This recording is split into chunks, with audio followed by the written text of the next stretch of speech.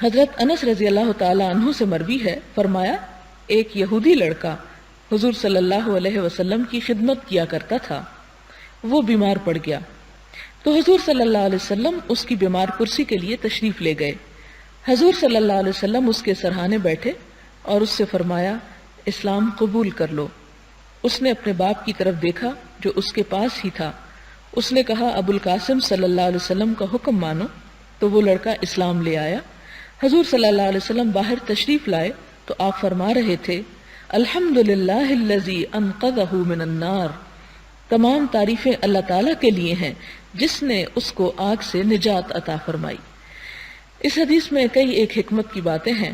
اور ہمارے لیے رہنمائی کی باتیں۔ نمبر ایک تو یہ کہ ایک یہودی آن حضور صلی اللہ علیہ وسلم کی خدمت میں تھا، جس سے یہ پتہ چلتا ہے کہ انسان صرف مسلمان خادم ہی نہیں غیر مسلم خادم بھی رکھ سکتا ہے، یعنی اسلام اس سے منع نہیں کرتا کہ آپ کے خادموں میں سے کوئی شخص غیر مسلم ہو۔ مثلا بعض گھروں میں کرسچن لوگ کام کرتے ہیں، بعض اوقات وہ برتن بھی دھوتے ہیں، بعض اوقات جھاڑو لگاتے ہیں، بعض اوقات یہ کہ کپڑے وغیرہ دھوتے ہیں، اور اسی طرح کے بے شمار کام ہو سکتے ہیں۔ یا آپ کسی ایسے ملک میں ہو سکتے ہیں کہ جہاں مسلمان کی بجائے کسی غیر مسلم سے آپ کو کچھ معاملہ کرنا پڑے، تو اس کی ممانعت نہیں ہے۔ اور آپ دیکھیں کہ یہاں پر عیسائی بھی نہیں، یہودی، حالانکہ دوسری طرف قرآن پاک میں واضح طور پر آتا ہے کہ اہل ایمان سے سب سے زیادہ عداوت یہود اور وہ لوگ رکھتے ہیں جو شرک کرتے ہیں، یعنی مشرکین۔ لیکن اس کے باوجود تمام انسان اللہ تعالیٰ کی مخلوق ہے اور اس کے ساتھ انسان کو ہمدردی ہونی چاہیے، اور اگر کوئی یہودی یا کوئی عیسائی کسی مسلمان کے گھر میں خدمتگار کے طور پر کام کرتا ہے تو اس سے گھر ناپاک نہیں ہوتا، برتن ناپاک نہیں ہوتے، صرف شرط یہ ہے کہ وہ صاف ستھرا ہو۔ دوسری بات یہ ہے کہ وہ بیمار پڑ گیا تو آپ نے بیمار پرسی کی، اس سے آپ کا عظیم اخلاق پتہ چلتا ہے کہ آپ کی توجہ صرف مسلمانوں کے لیے نہیں تھی، غیر مسلموں کی بھی عیادت کیا کرتے تھے، لہٰذا ہمیں بھی غیر مسلموں کی عیادت کرنے میں، ان کی بیمار پرسی کرنے میں، اگر ان میں سے کوئی بیمار ہو جائے تو اسے عیب نہیں سمجھنا چاہیے یا اس میں کوئی گناہ کی بات نہیں ہے۔ اور پھر تیسری بات ہمیں یہ پتہ چلتی کہ آپ اس کے پاس بھی بیٹھ گئے، یعنی صرف یہ نہیں کہ کھڑے کھڑے حال پوچھا اور چلے گئے، بلکہ پاس بیٹھ گئے اور سرہانے کے پاس بیٹھ گئے اور اس سے فرمایا اسلام قبول کر لو۔ یعنی مسلمان کا کوئی کام بے مقصد نہیں ہوتا، اگرچہ غیر مسلم نوکر رکھنے کی ضرورت ہے، لیکن ساتھ ہی ان کا حق ادا کرنے کی کہ انہیں انسان اسلام کی طرف بلائے اور اسلام کی تعلیم بھی دے۔ اس میں آپ دیکھتے ہیں کہ خاص طور پر جب انسان بیمار ہوتا ہے تو اس کی توجہ اللہ تعالیٰ کی طرف زیادہ ہو جاتی ہے، اور خصوصاً اگر بیماری شدید ہو تو اس بچے کو بھی شاید یہی محسوس ہو رہا تھا کہ وہ نہ بچ سکے۔ آپ نے اسے اسلام کی دعوت دی تو اس نے اپنے باپ کی طرف دیکھا، کیونکہ چھوٹا تھا، شاید نابالغ ہو، تو اس کے باپ نے اسے اجازت دے دی کہ جیسا حضور صلی اللہ علیہ وسلم کہتے ہیں ویسا کر لو، تو اس نے فوراً اسلام قبول کر لیا۔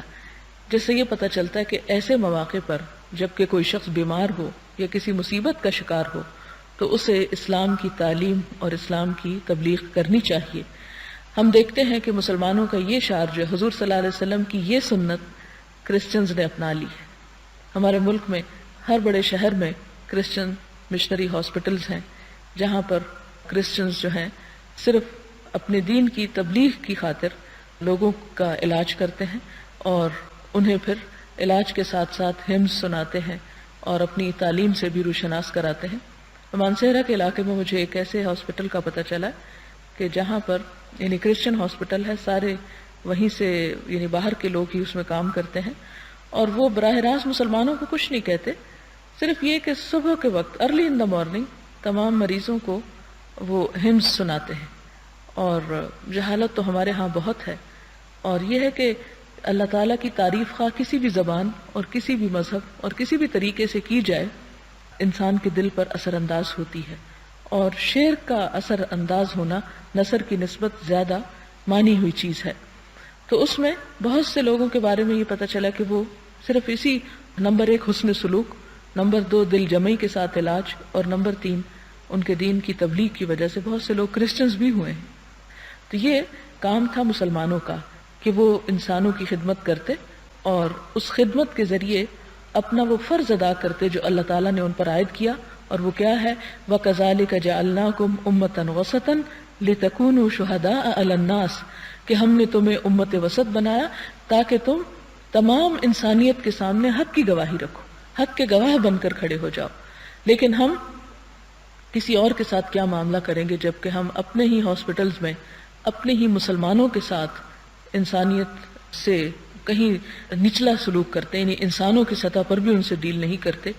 اور ہماری دوائیوں میں جو ملاوٹ کی جا رہی ہے اور جس طرح مریضوں کے ساتھ ظلم و ستم ڈھایا جاتا ہے کہ کنٹامینیٹڈ سرنجز اور چیزیں جو ہیں وہ ان کے ساتھ استعمال کی جاتی ہیں، جس سے بعض اوقات اچھے بھلے مریض جو ہیں وہ بیماریوں کا شکار ہو جاتے ہیں، خطرناک بیماریوں کا۔ تو یہ ہم سب کے لیے لمحہ فکریہ ہے اور ہم سب کو اس کی طرف توجہ کرنی چاہیے۔ اور سنت صرف یہی نہیں کہ انسان نماز پڑھ لے یا نفل پڑھ لے یا اسی طرح مسواک کر لے، بلکہ یہ چیز بھی سنت میں شامل ہے کہ مریضوں کی خدمت کی جائے، اور نہ صرف خدمت کی جائے، ان کو دوا دی جائے، بلکہ دعا بھی دی جائے اور اس کے ساتھ اسلام کی تعلیم بھی دی جائے۔ پھر اسی طرح یہ ہے کہ آپ صلی اللہ علیہ وسلم اس بات سے بڑے خوش ہوئے، یعنی جب اس نے اسلام قبول کر لیا تو فوراً باہر آئے اور لوگوں کو یہ خوشخبری سنائی